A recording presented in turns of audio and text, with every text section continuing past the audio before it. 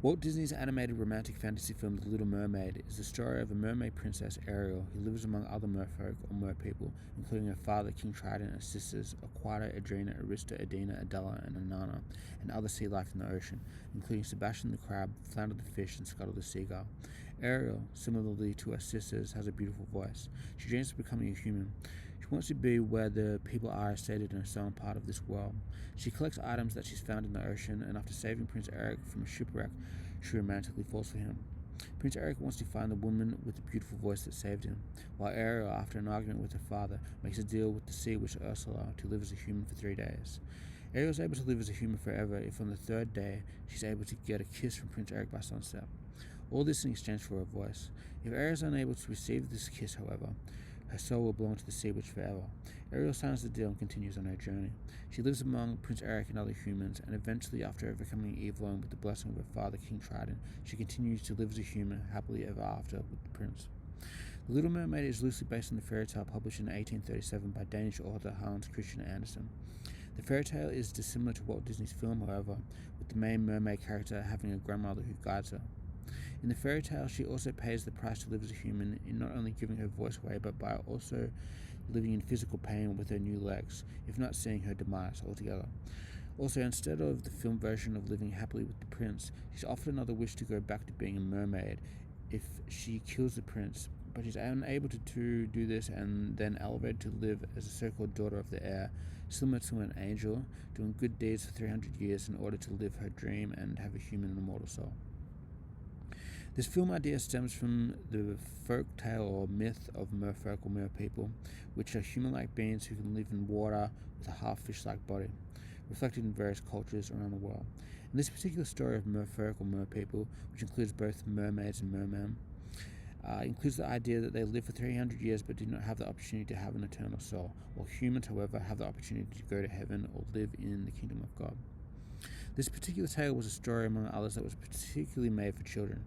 As Hans quoted in 1837, "I have not allowed the mermaid's acquiring of an immortal soul to depend upon an alien creature, upon love of a human being." I'm sure that's wrong. It would depend rather much on chance, wouldn't it? I won't accept that sort of thing in this world. I have permitted my mermaid to follow a more natural, more divine path.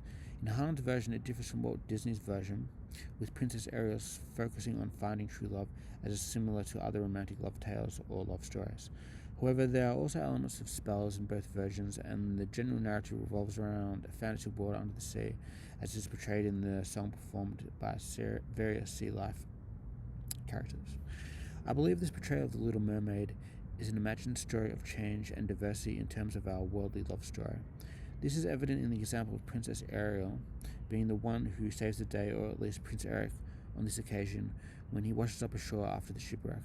Ariel lives a life independent of her society standards in the sense she's constantly living a life of wandering about the world above, secretly continuing collecting items she's found, such as dinner sets and a statue, also going to where the ships are sailing and looking in. She's constantly hiding or not revealing her secret of being a mermaid in the human world, which generally is only known to the audience in the story. She's presented as a young woman living out her dream, even if she's not sure exactly where it's supposed to take her. Although she is constantly being watched over by the kingdom, she longs to live independently, and this is evident in various ways. In terms of her wish or agreement of not having a voice over having human legs, doesn't seem to bother her decision making too much, and after all, she's able to live her dream and marry the prince in the end. In regards to Prince Eric, although somewhat of a gentleman, he is often being portrayed as misreading or misunderstanding in various situations, such as who Ariel truly is, who really saved him and how, and almost being tricked into marriage by the sea witch. In analysing this film, I find that we can relate to this story in the interest of shipwrecks in some way, and the overall mystery of the ocean, for various treasures are known to be hidden deep beneath the ocean. If people enjoy exploring various locations, particularly the ocean, as people often do, then we're able to relate to Ariel and her curiosity in this sense. The human world is portrayed as a foreign and unknown land in some respects, similarly to how we humans can be seen as viewing the ocean. In the portrayal of humans, they can often be cruel or barbarian in the way they try to catch and hook the various sea life. If someone's ever being mistreated in everyday life, then it's possible we can relate to this in this context and be able to contrast and enjoy and escape into this fantasy world. I believe this world of fantasy really brings us into a different mindset, yet at the same time letting us relate to the various elements, such as a father's love and protection of his daughter with the example of King Trident and his daughter Ariel, and the overall love story of Ariel and Prince Eric, or her friendship to the very sea life. In the father and daughter relationship, King Trident eventually concedes to letting his daughter be free to live her own life, though confessing to how much he's going to miss her. Other related elements include the dangers of society, with the example of the shark attack in the beginning being labelled a bully by Sebastian, or the villain character of Ursula, who wants to be able to rule over the ocean or society in this way. We are almost made to feel sympathy for sea life in general, with the example of the chef and his remorseless, joyful, and unrelenting attitude and manner in his attempt to catch and boil Sebastian the crab, as he has done to previous crabs.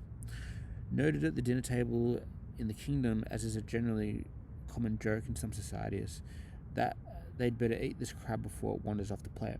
In this example, it literally does.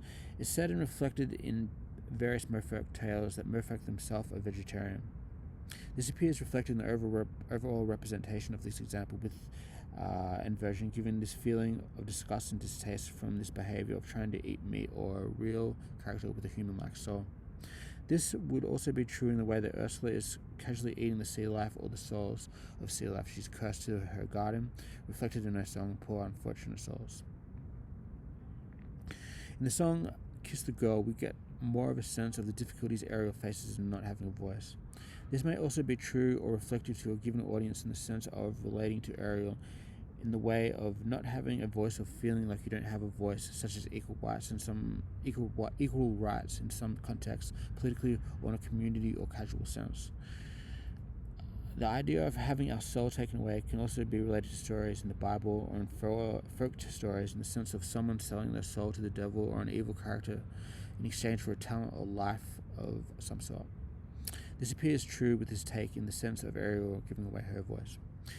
In analysing and discussing the diversity of this story, I believe it is different from other musicals, with the idea of the main character or female character as having a beautiful voice, as one that's not generally implied but rather central to the driving of the plot and narrative.